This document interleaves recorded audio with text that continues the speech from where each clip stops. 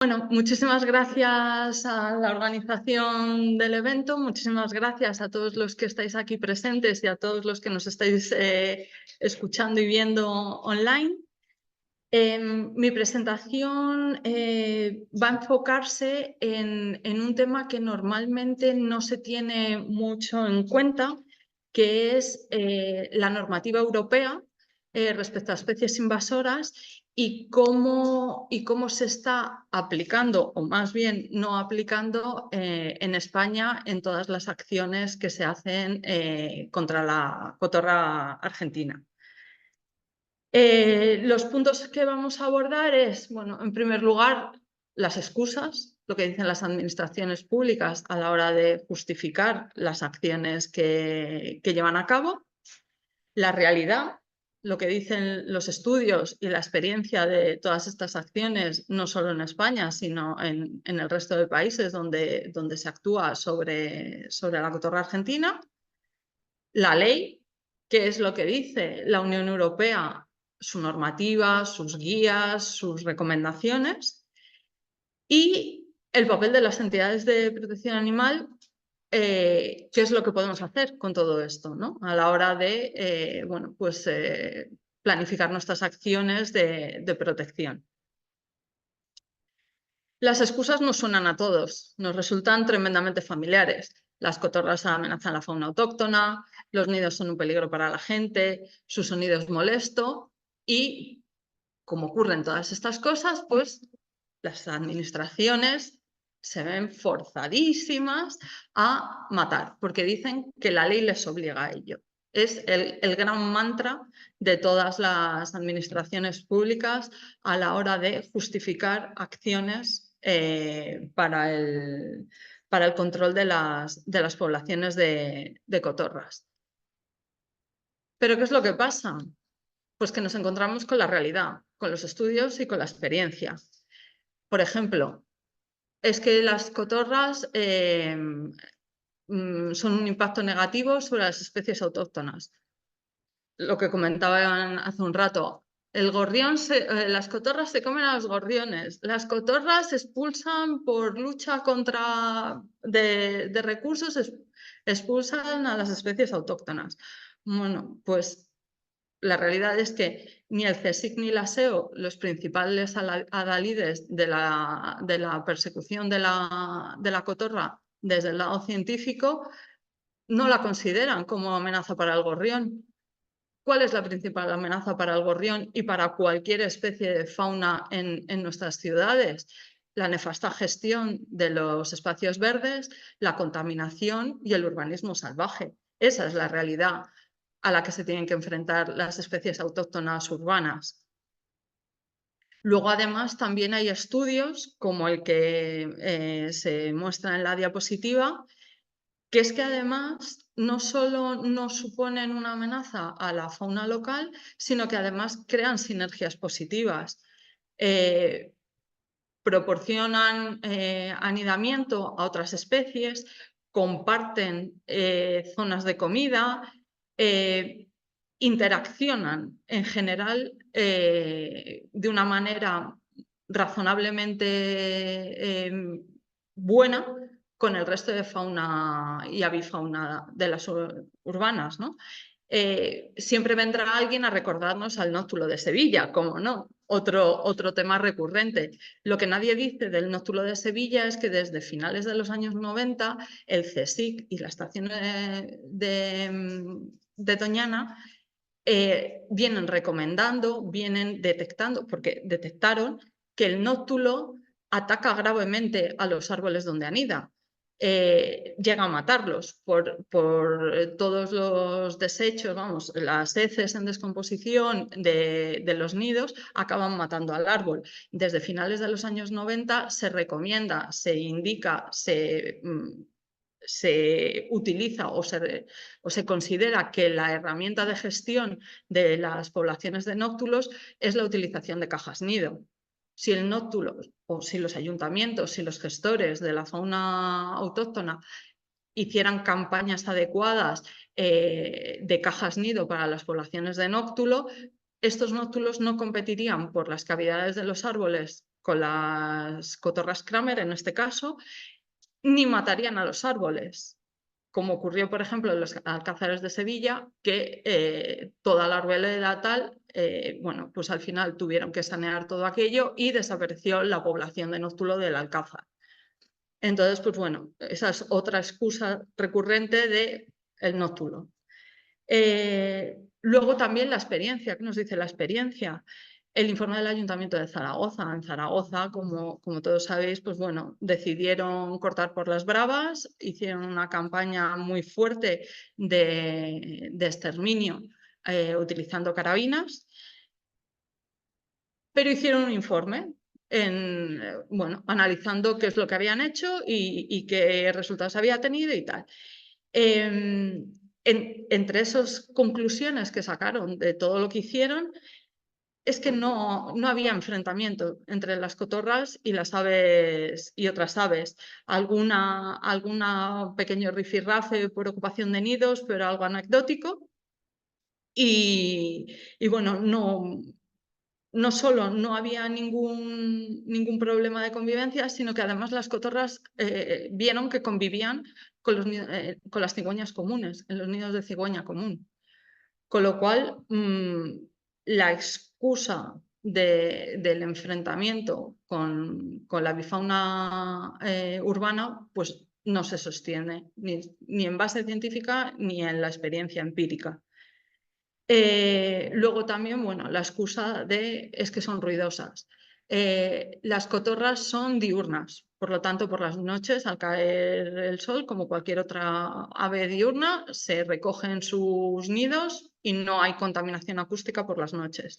De día, hombre, pues de día, teniendo en cuenta que las fuentes más comunes de contaminación acústica en España son el tráfico, la construcción y la vida nocturna, pues parece razonable pensar que el impacto de las cotorras, aunque puede ser puntualmente bueno, más llamativo, en el conjunto general no justifica las campañas de erradicación que llevan a cabo los municipios.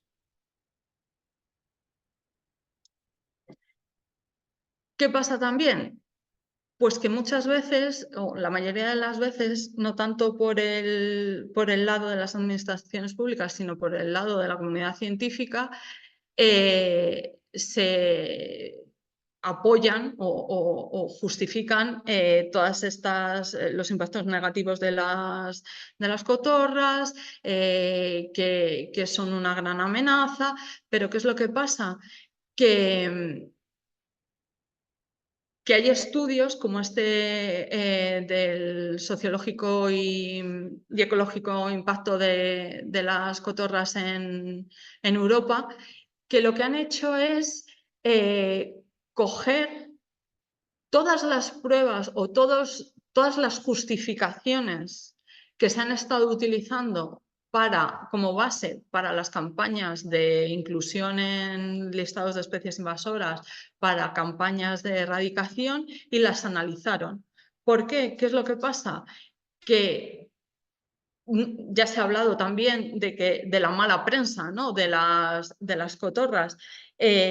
La tendencia es a considerar, no, es que las cotorras son malas, porque lo ha dicho tal, o porque viene en este estudio de tal, o porque no sé qué científico ha dicho no sé qué. ¿Qué es lo que pasa? Que, por ejemplo, el 50% de los datos sobre los que se basan las justificaciones para realizar campañas de exterminio de cotorras son anecdóticos. Alguien ha comentado algo aquí, se ha publicado algo aquí, o sea, no tienen base científica. Luego, un 42% de las entradas decían daños en la agricultura. ¿Qué es lo que pasa? Que cuando se cataloga o se piensa catalogar una especie como invasora, se recoge información disponible de impacto de esa especie en otras áreas. Eso no quiere decir que sea un impacto real, por ejemplo, en España, o que ese impacto sea de la misma magnitud que, por ejemplo, en las áreas de distribución nativa de donde se toma esa información. Aquí, por ejemplo, los daños a la agricultura son fundamentalmente informes de países de origen, de distribución nativa de las cotorras, pero luego, sin embargo, aquí en Europa la mayor parte de las referencias hacen referencia a la competencia interespecie, pero ya hemos visto que la competencia interespecie realmente no existe. Entonces, ¿qué es lo que pasa? Que en función de cómo se recojan todas esas fuentes de información diversa, que muchas son estudios científicos sin contrastar o sin el peer review que avala que este estudio científico es realmente válido, se toman decisiones que hacen que se incluyan en un grado de gravedad superior al real.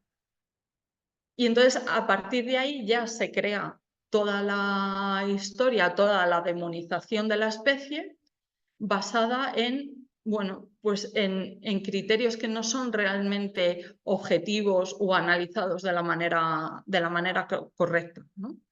Y bueno, pues cabe destacar que el 62% de las entradas, o sea, de la documentación o de la información utilizada para catalogar a las cotorras, son impactos potenciales. Y estamos hablando de impactos potenciales no de una especie que acaba de entrar y dices, vamos a ver qué ocurre o puede ocurrir. No, es una especie que lleva adaptada al medio desde los años 70. O sea, si había impactos potenciales, ya hemos tenido tiempo suficiente para tener muy, muy claros qué tipo de impactos ha tenido. O sea, nos ha dado tiempo de sobra para tener clarísimo si realmente es tan grave, el impacto tan fuerte, o si es el principal impacto. Por ejemplo, tenemos en relación a eso, a las experiencias en otros países utilizadas como justificación para el impacto potencial en el nuestro, tenemos que en la ficha de inclusión de la cotorra en el listado positivo de España, del Real Decreto de Especies Invasoras, hacen referencia a unos impactos en Estados Unidos que la propia referencia dice que no hay evidencia. Que bueno, se cree, parece, tampoco es para tanto. Y están utilizándolo para matar seres sintientes e inteligentes. O sea, la gravedad del asunto no es nimia, ¿no?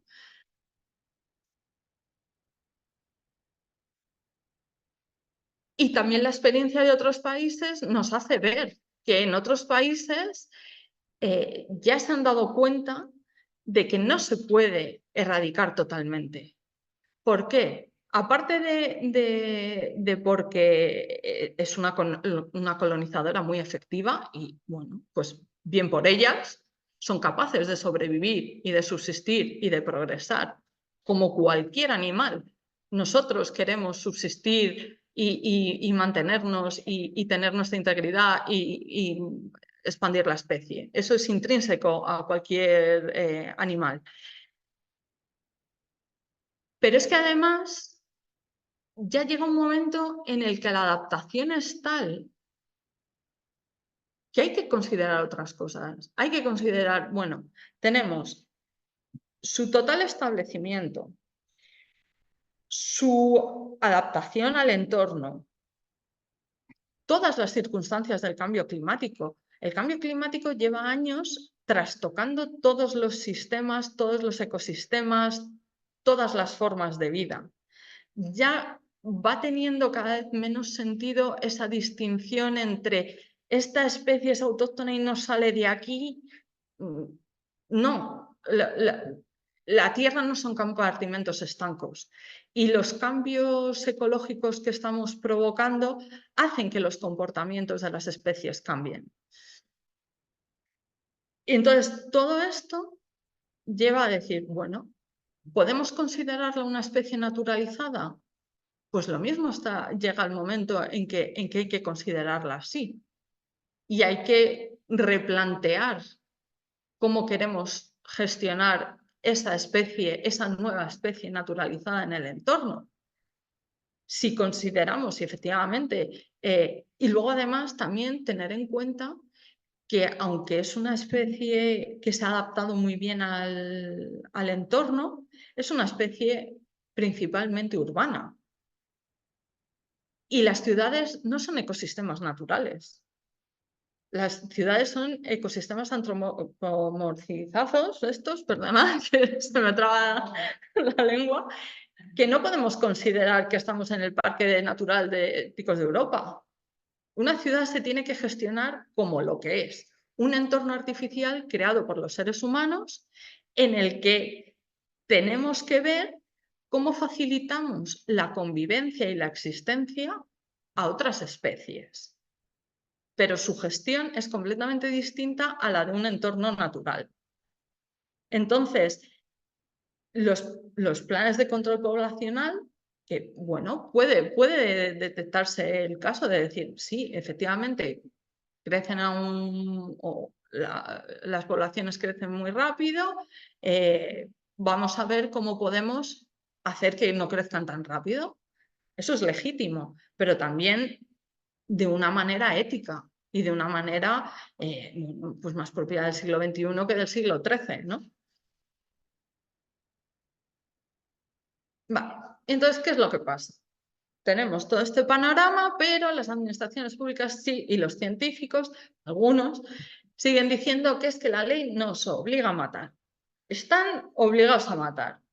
Es que ellos no quieren, pero están obligados. Es muy triste. ¿Qué es lo que pasa? En la Unión Europea, la gestión de las especies invasoras es de dos tipos. Por un lado está la lista de la Unión, que son las consideradas especies invasoras preocupantes para la Unión porque tienen un impacto global. Y luego tienen cada país miembro puede hacer sus propios listados locales. Pues si tiene un problema concreto de una especie, pues dice, oiga, que es que yo tengo una lista en la que además de los de la Unión, tengo mis problemas personales. En esas listas personales de los países miembros, pues algunos tienen a la cotorra europea, a la cotorra argentina, perdón. ¿Qué es lo que pasa? Que se ha creado una alerta social de tal manera con las especies invasoras que ya ha entrado como una especie de psicosis colectiva que no deja ver de una manera serena qué es lo que implica una especie invasora, cuántas tienen impacto real, cuántas no, un poco desde la templanza analizar qué es lo que está pasando con las especies invasoras, ¿vale? El grueso de las especies invasoras son vegetales, son plantas. O sea, el listado más grande de la Unión Europea en cuanto a especies son plantas. Pero luego hay ciertos animales, ¿no? En concreto, en cuanto a aves, son estas. No hay más. La Unión Europea establece unas fichas con unos contenidos, una información que hay que analizar y que hay que poner, y la Unión Europea valora si realmente tiene un impacto a nivel europeo, si tiene la gravedad suficiente como para meterla en el listado de la Unión. ¿Qué es lo que pasa? Gran Bretaña rellenó un formulario de estos para la cotorra argentina. La cotorra argentina sigue sin entrar en el listado de la Unión. ¿Vale? Por algo será. Pero claro, ¿qué es lo que pasa? Que en España pues hacemos nuestro propio catálogo de especies invasoras, metemos a la cotorra con esas referencias a Estados Unidos anticuadas, sin base, sin certezas, y decimos que bueno, que nos molesta la cotorra y nos la vamos a cargar, ¿no? Entonces, pues bueno, pues hay que huir de toda esa literatura negativa, alarmista y carente de una reflexión seria y ver realmente la dimensión del asunto, ¿no? Vale. Pero es que además el reglamento europeo, que que es la norma europea sobre las especies invasoras, como las listas pueden ser de plantas y pueden ser de animales, el reglamento europeo dice, ojo, que una cosa es arrancar plantas y otra es actuar sobre animales que son seres sintientes. Entonces, no puedes hacerlo de cualquier manera y además tienes que actuar con cuidado. Tienes que planificarlo, tienes que evaluarlo y además lo que dice es que es erradicación, control o contención. Ojo, porque el propio reglamento establece diferentes marcos de actuación en función de si es una especie que acaba de entrar y está recién detectada como posible especie invasora, o si es una especie, lo que llaman ampliamente propagada, como la cotorra argentina, que ya ha llegado a una integración en el entorno, a un tamaño poblacional que ya no tienen sentido acciones rápidas, por ejemplo, de decir, vale, pues actúo con pocos ejemplares y me permite manejarlo de una manera más fácil, ¿no? Pero es que además te dice o hace referencia que se tienen que tener en consideración métodos no letales y luego además, y una cosa que esto es muy importante, minimizar los efectos sobre otras especies. Ya hemos dicho que la cotorra comparte anidamiento con fauna autóctona. No se puede llegar, tiro los nidos, aquí no pasa nada y a lo mejor me llevo por delante a gorriones, yo qué sé, a cualquier otra ave que pueda compartir anidación con rapaces. Entonces, incluso la Unión Europea tiene un documento, una guía, un manual, para, bueno, pues para establecer ciertos criterios, ciertas referencias, ciertas pautas en cuanto al manejo de la fauna catalogada como invasora. Ojo con esto, porque no es un documento desde el punto de vista de ética animal, ¿vale? En este documento analizan el impacto de partirle el cuello a un ave, el impacto de pegarle un tiro a un ave, el impacto de usar redes, el impacto de usar jaulas. Lo interesante de todo esto es que, uno, no se puede actuar sobre animales, seres sintientes de cualquier manera. La erradicación no es la única opción en términos legales y que se deben tener en cuenta métodos no letales. Literal. La referencia esta está extraída del reglamento europeo. Deben tenerse en cuenta métodos no letales. Con lo cual, el mantra de es que la ley me obliga a matar no es cierto. Porque además el Real Decreto de Especies Invasoras que regula el catálogo español transpone tal cual el reglamento europeo. Porque además en la escala de niveles de la legislación europea, el reglamento es de obligado cumplimiento por los Estados miembros. Con lo cual, no es la única opción matar. Ni siquiera es la más adecuada en este caso, ¿no? Vale. Como comentábamos, hay un apartado en el reglamento europeo que es específico de las especies invasoras ampliamente propagadas, como la cotorra argentina. En los años 70, sí, se podía haber a lo mejor hecho una acción rápida cuando se detectaron los primeros ejemplares abandonados. Ahora ya no tiene sentido eso. Las estrategias, el análisis tiene que partir desde otro punto de vista totalmente distinto, el de la integración de la cotorra en el entorno, ¿no?, de las ciudades y en el entorno natural, ¿no?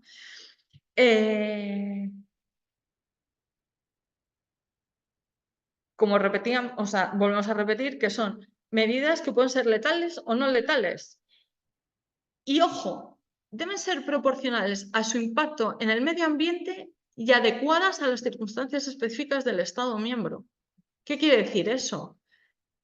Que hemos estado viendo que el impacto en el medio ambiente no es tan alto como dicen o como vienen diciendo para justificar las matanzas. Luego, lo mismo, las campañas de exterminio no son proporcionales con el impacto real que tienen. Y luego, además, adecuadas a las circunstancias específicas del Estado miembro. Aquí también, bueno, pues sí, hay que considerar si estamos hablando de poblaciones en islas o en la península. Efectivamente, el impacto en islas tiene sus circunstancias particulares que efectivamente hay que analizar.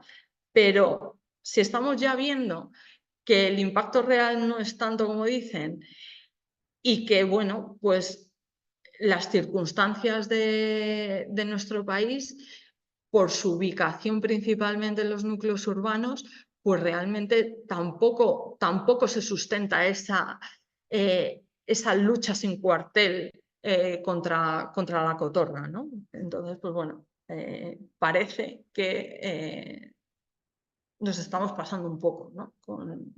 con esto de la gestión de las cotorras.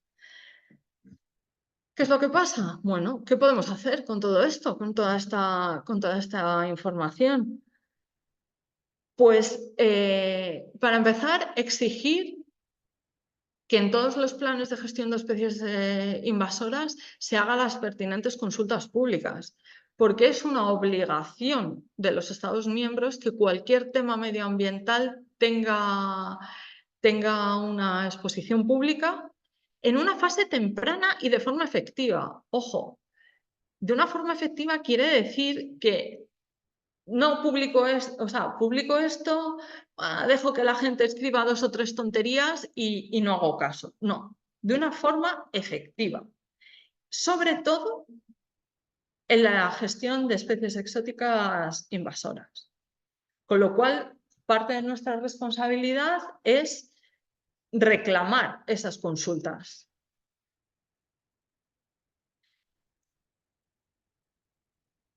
Cuando se presentan cuando detectamos que un ayuntamiento, una comunidad quiere poner en marcha alguna acción, pedir o exigir, si no se ha puesto en marcha esa consulta pública, y luego ¿qué hacer? Presentar alternativas de gestión ética.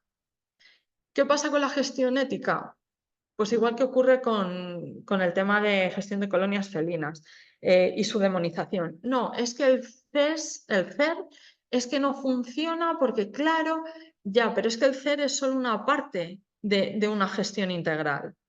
Entonces, en el caso de las cotorras, hay que tener en cuenta muchos aspectos de la gestión, desde un adecuado censo de nidos, de especies, un análisis serio y riguroso sobre el impacto real de esa colonia sobre el entorno, un inventario de flora, no solo de la que hay, de la tipología, sino en qué estado está. Porque una de las cosas que también se le achacan a las cotorras es, no, es que los nidos son peligrosos, tal. Creo que no hay ningún dato en España, por lo menos, de nadie que haya sido herido o haya fallecido porque se le haya caído un nido de cotorra. Porque se le hayan caído ramas en el Retiro, sí. ¿Qué es lo que pasa? Que el problema no es el nido de la cotorra. El problema es el estado del arbolado urbano, que en la mayoría de las ciudades es de vergüenza. Árboles enfermos, árboles sufriendo podas que son talas y una gestión nefasta que hace que los árboles sufran mucho. Y aún así, las cotorras son capaces de elegir los árboles más sanos y más fuertes para construir sus nidos. Son unas ingenieras impresionantes. Es una de las especies ingenierías de la naturaleza más relevantes que hay, ¿no? Entonces, y luego además tienen preferencias, claro, preferencias para anidar. Una buena gestión del arbolado pues hace que, por ejemplo, cuando se vaya a reponer árboles o plantas, pues se intente reponer con plantas menos atractivas para las cotorras, porque así, si el entorno, no es que lo hagamos hostil, pero sí menos favorecedor, la propia especie acaba regulándose. Luego, bueno, relacionado con el inventario de la flora, también eso, el mapeo de los nidos, con el estado del arbolado, identificar, clasificar y tener claros, bueno, pues en qué situación se tiene la flora urbana. Luego también no podemos estar diciendo que las cotorras impactan negativamente contra la fauna urbana cuando ni siquiera tenemos planes de gestión de fauna urbana, ni fauna silvestre urbana. Lo primero es analizar qué fauna tenemos, qué fauna autóctona tenemos, qué situación tiene, qué impactos reales hay sobre esa fauna y qué hay que hacer para protegerla. Que, bueno, pues si dejamos de talar árboles, utilizar pesticidas, cementar todas las plazas, pues lo mismo ayudamos a que la fauna autóctona tenga mejor calidad de vida, ¿no? Y todo esto integrado en la gestión verde municipal. Los mismos operarios de mantenimiento de parques y jardines deberían integrar todas estas acciones como un día a día más de la gestión de todas las zonas verdes del municipio, ¿no? Luego también la información y la participación de los vecinos, pero acciones informativas con rigor, no recurriendo a los mismos mantras de siempre, a la misma demonización de siempre, que eso lo que hace es que pone en contra al ciudadano sin una base real.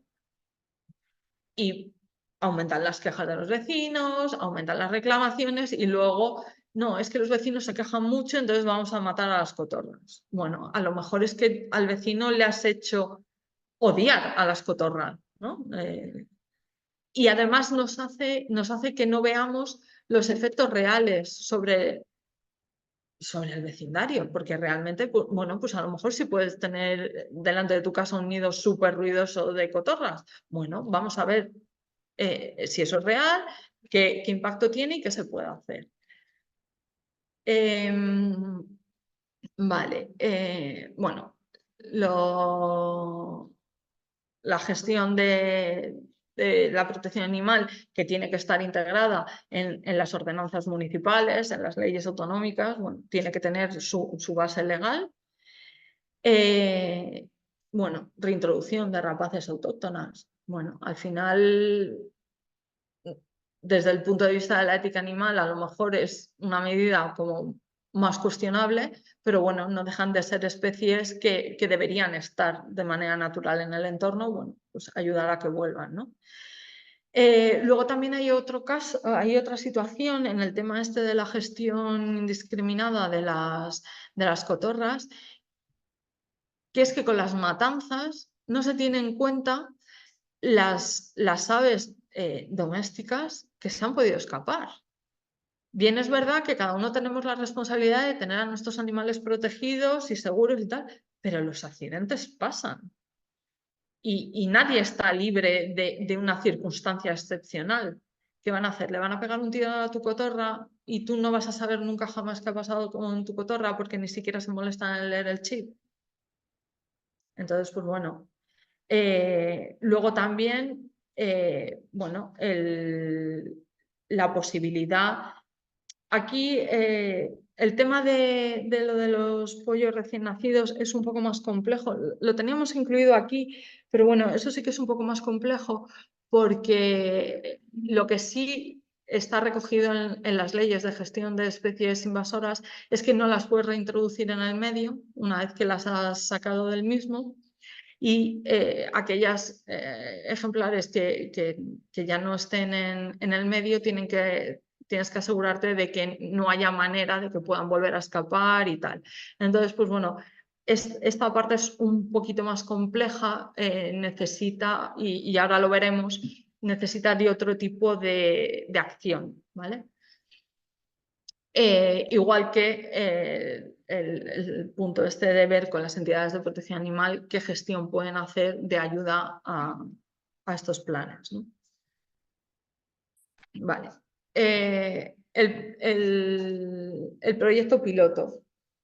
Como ninguna de las leyes que regulan la gestión de especies exóticas invasoras permite la reintroducción en el medio, solo nos podemos agarrar de alguna manera o podemos utilizar la excepción a esta norma. Y la excepción de esta norma lo que dice es que, a ver, sí, aquí, bueno, tengo el ejemplo del Real Decreto de Especies Invasoras de España y la Ley de Biodiversidad, ¿vale? Pero el Reglamento Europeo dice exactamente lo mismo. El tema es que en el marco de investigaciones científicas sí puedes gestionar estos animales y poder volver a devolverlos al entorno natural o a retirarlos y pues tenerlos sin necesidad de matarlos.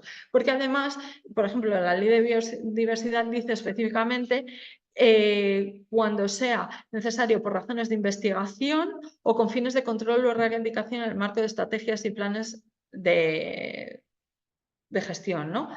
De control. Ojo, que no dice con fines de erradicación, dice con fines de control o erradicación. ¿Qué es lo que pasa? Que si tú, y esto es lo que han estado explicando esta mañana, entiendo que Lorenzo y Sergio, nunca se ha hecho un plan de gestión tipo CER con las especies invasoras y con la cotorra argentina en concreto. Podemos hacerlo, deberíamos hacerlo. Deberíamos avanzar en la investigación científica que ayude al progreso de la gestión ética y eficaz de las poblaciones de especies invasoras. Y además, en el caso concreto de la cotorra argentina, hemos visto que no tiene impactos reales de alta gravedad, como puede ocurrir en otras especies catalogadas como invasoras, que sí los impactos son más claros o están más definidos o son más evidentes o son más reales. No, en el caso de la cotorra nos abre la oportunidad y pues un marco de actuación muy valioso para poder ir avanzando en otras estrategias de gestión poblacional. Porque además, y ocurre lo mismo en las cotorras que en las palomas, que en otro tipo de especies, que todas las acciones que se llevan tradicionalmente haciendo sobre ellas no tienen efectos o tienen efectos negativos. Dispersión de las poblaciones, con lo cual las mandas a otros municipios, las mandas a zonas rurales, se te desmadra toda la población y entonces ya sí que no puedes hacer nada para controlarla. Rejuveneces las poblaciones. Con cada matanza rejuveneces las poblaciones. Las especies sobre las que se actúan van aprendiendo, porque son seres inteligentes. Van aprendiendo cuándo son trampas para capturarlas. Van aprendiendo, en el caso, por ejemplo, de Mallorca, que también optaron por las carabinas y por liarse a tiros, se dieron cuenta de que las cotorras al principio con los disparos salían volando, haciendo ruido, tal, y era más fácil dispararlas. Llegó un momento a que cuando llegaban con los disparos, las cotorras se quedaban calladas, escondidas en los árboles. ¿Qué nos dice esto? O sea, ¿en qué situación nos deja como Homo sapiens el no ser capaces de gestionar esto de una manera que no sea a tiros, a romper cuellos, a capturar y matar de cualquier manera? Tenemos la base legal suficiente para hacer otras cosas, para hacerlo mejor, para hacerlo diferente.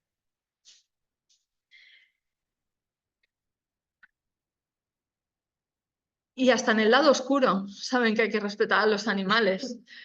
Ya es hora de que aprendamos y seamos capaces de hacerlo mejor, de hacerlo diferente, de hacerlo de una manera acorde con el siglo XXI. Y nada, muchísimas gracias a todos por vuestra atención.